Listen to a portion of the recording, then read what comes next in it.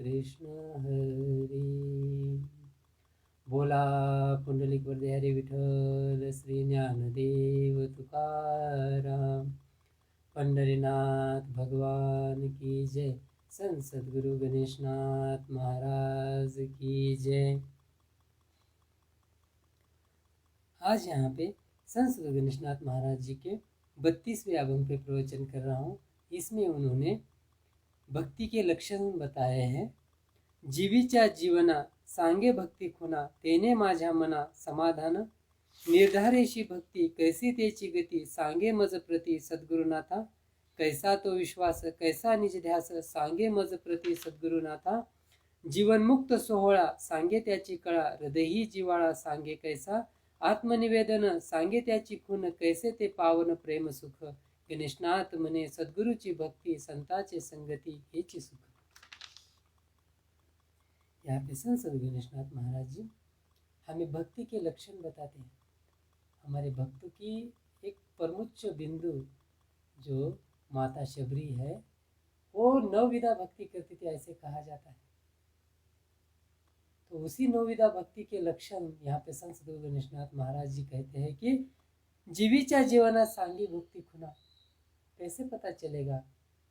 हमारा ये संपूर्ण देह समर्पण, ये चित्त समर्पण, ये बुद्धि समर्पण जब हम इस परमेश्वर के ठाई या हमारे सद्गुरु के ठाई करेंगे, और जब सद्गुरु को विनंती करेंगे कि हे परमेश्वर परमात्मा, क्योंकि सद्गुरु भी परमेश्वर परमात्मा का ही स्वरूप है, जब हम परमेश्वर के प्रति भावना प्रकट करेंगे तब हमारे जिंदगी में ऐसे एक सद्गुरु प्रकट होते हैं, आते हैं। और ऐसे सद्गुरु के पास विनंती करने के बाद वो हमें कहते हैं कि जीवीच्या जीवना सांगे भक्ति पुना। क्या है सद्गुरु का स्वरूप? जीवीच्या जीवना बोले तो मेरे अंतकरण का जीवलग है, वो मेरा सखा है। जब तक हमारे अंतकरण में ऐसी भावना नहीं प्रकट होगी, तब तक जो सद्गुरु हमें ज्ञान बताएंगे वो हमारे अंतकरण में दृढ़ पूर्वक संचित नहीं होगा। अगर वहाँ हमें संशय रखेंगे सद्गुरु के प्रति, तो हमारा उद्धार नहीं होगा। तो वो ज्ञान प्राप्त करने के लिए हमारा दृढ़ भाव, जीवीचा जीवन बोले तो मेरा प्राण है, मेरा सखा है, मेरा सद्गुरु। तेने माझ्या मना समाधान। हे सद्गुरुनाथा परमात्मा, ऐसा मुझे ज्ञान बताओ, इस भक्ति का स्वरूप बताओ, जिससे मेरे अंतकरण में समाधान प्रकट हो, जिससे मैं उस स्थिति को प्राप्त हो जाऊं जहाँ पे मेरे ऊपर ये सुख दुख स्तुति या निंदा कोई भी मेरे ऊपर परिणाम ना कर सके। निर्धारेशी भक्ति कैसी तेची गति, कैसे हमें गति प्राप्त होगी, एक भक्ति सुख हमें कैसे प्राप्त होगा? तो वो बोलते हैं कि निर्धार ऐसी गति बोले तो हमारे अंतकरण में दृढ़ निश्चय होना चाहिए परमात्मा प्राप्ति का। कैसे भी परिस्थिति हमारे जिंदगी में आए, चाहे ऐश्वर्य जैसा भोग विलास हमारे जिंदगी में आए, तो भी हमें इस परमेश्वर परमात्मा को कभी भी भूलना नहीं है, जैसे मेरे पांडवों ने किया। पांडव जब इंद्रप्रस्थ के राजा थे तभी भी वो कृष्ण परमात्मा को भूले नहीं, और जब वो वनवास में थे तभी भी वो नहीं भूले।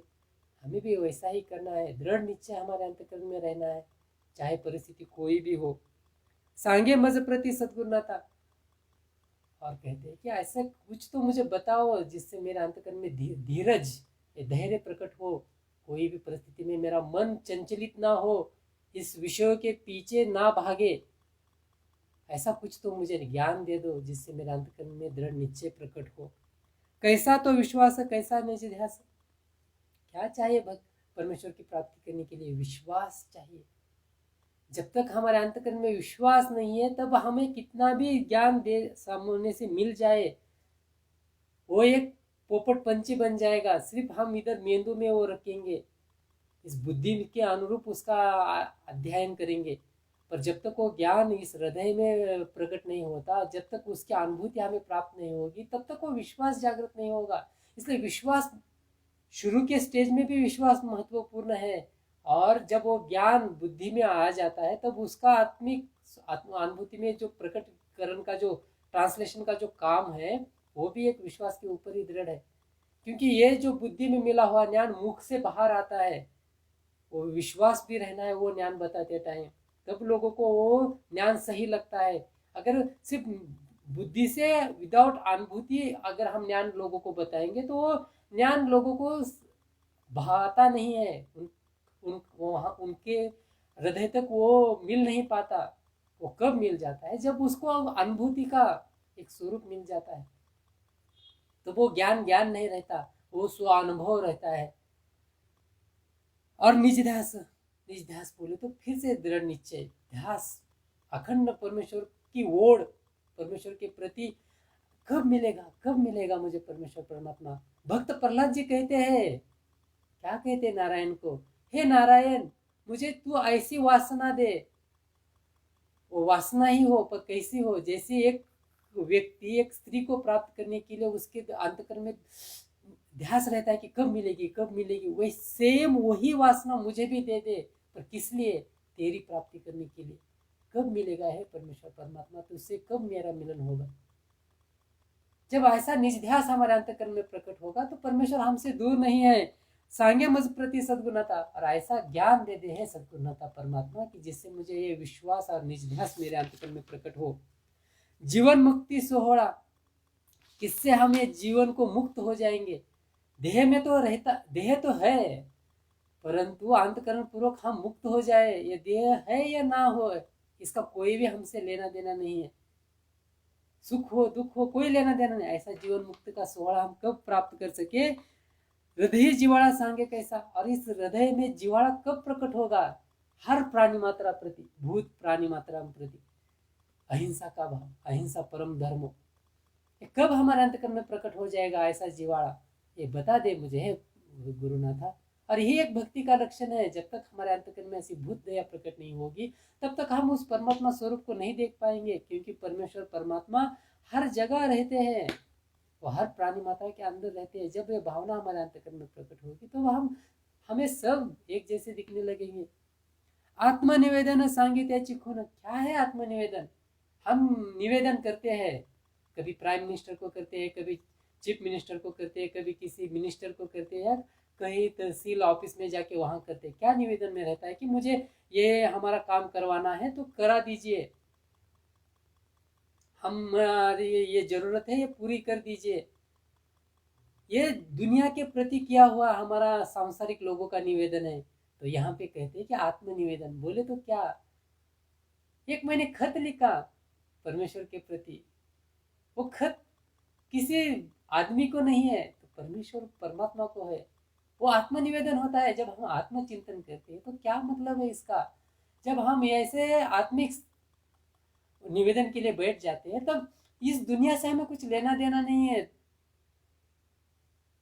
देखिए, कभी भी आप मंदिर जाइए, मस्जिद जाइए, कहीं भी जाइए, परमेश्वर को कुछ मांगिए मत, आत्मनिवेदन कीजिए, समर्पण कीजिए। जो भी हमारे पास है वो समर्पण कीजिए। मेरा कुछ है ही नहीं परमेश्वर परमात्मा, और मांगने की तो जरूरत ही नहीं है। जब ऐसा हम आत्मनिवेदन करेंगे ना, मेरा कुछ है ही नहीं, तेरा ही सब कुछ, तू ही तू, बस और कुछ नहीं, तब वो परमेश्वर को भाता है और वो खुद के जैसा हमें करार लेता है। और आगे कहते हैं कि कैसे ते पावन प्रेम सुख, प्रेम न बाड़ी उपजे, प्रेम न हाट बिकाए, राजा प्रजा जेहि रुचे, शीश देई ले जाए। मेरे कबीर जी क्या कहते, देखिए कि कैसे ते पावन प्रेम सुख। क्या है प्रेम सुख? वाह, जैसे मेरे राधा ने मेरे कृष्ण पे किया, राधे कृष्ण राधे कृष्ण राधे कृष्ण कृष्ण राधे कृष्ण राधे कृष्ण राधे कृष्ण। बोले तो क्या? वो एक के भाव है, जीव शिव का मिलन है, नर नारायण का मिलन है, प्रेम ही प्रेम। इस दुनिया में अगर सबसे बड़ी बात कौन सी है तो प्रेम, जहाँ पे कोई भी तिरस्कार की भावना नहीं है, ना कोई ऊंच नीच की भावना नहीं है, सिर्फ प्रेम ही प्रेम। जब ऐसा प्रेम हमारे अंतःकरण में प्रकट हो जाएगा तो परमेश्वर हमसे दूर नहीं है, भगवान ही प्रेममय है, प्रेम से अलग भगवान है ही नहीं। तब हमारी उस राधे की तरह स्थिति हो जाएगी, हमारी उस मीरा की तरह स्थिति हो जाएगी। मीरा ने पिया विष का प्याला, विष को भी अमृत कर डाला, प्रेम कढ़ाई अक्षर पढ़कर मस्त कबीरा गाए, सुख दुख आए जाए। भूल जाते हैं इस दुनिया के सुख दुख को, प्रेममय हो जाते हैं हम। प्रेम गणेशनाथ मने सद्गुरुची भक्ती, संतांची संगती हेचे सुख। और आगे कहते हैं कि अगर इस भक्ति का सबसे बड़ा लक्षण कौन सा है तो वो है ये कि सदगुरुची भक्ति, हमारा एक निष्ठ भाव हमारे सदगुरु के प्रति रहना है। आपके जो भी आराध्य है ना, उनके प्रति एक निष्ठ भाव रखिए। खुद के मन को ऐसे डिवाइड मत कीजिए, उस मन को चंचल मत कीजिए। जब हम ऐसा मन डिवाइडेशन करेंगे तब वो एक जगह वो केंद्रित नहीं रह पाएगा। इसलिए हमारा एक निष्ठ भाव, दृढ़ भाव, हमारा जो भी आराध्य है उसके प्रति रहना है। और संतान से संगति ये चीज सुख। और ये एक निष्ठ भाव रहने के लिए वारंवार हमें संत की संगत करनी जरूरी है। जो संत महात्माओं ने जो ग्रंथ लिखे हैं वो ग्रंथ परंपरा हमारे पास रहनी है। वो वारंवार हमें उसका अध्ययन करना है, वो पढ़ना है, हमारे अंतःकरण में विचार रखने हैं, तभी परमेश्वर परमात्मा हमसे दूर नहीं है। इस प्रकार से यहाँ पे संत सद्गुरु गणेशनाथ महाराज जी ने भक्ति के लक्षण उनके अनुरूप बताए हैं। गणेशनाथ गणेशनाथ गणेशनाथ गणेशनाथ गणेशनाथ गणेशनाथ गणेशनाथ गणेशनाथ। बोला पुंडलिक वरदारी विठ्ठल श्री ज्ञानदेव तुकाराम। पंढरीनाथ भगवान की जय। संत सद्गुरु गणेशनाथ महाराज की जय।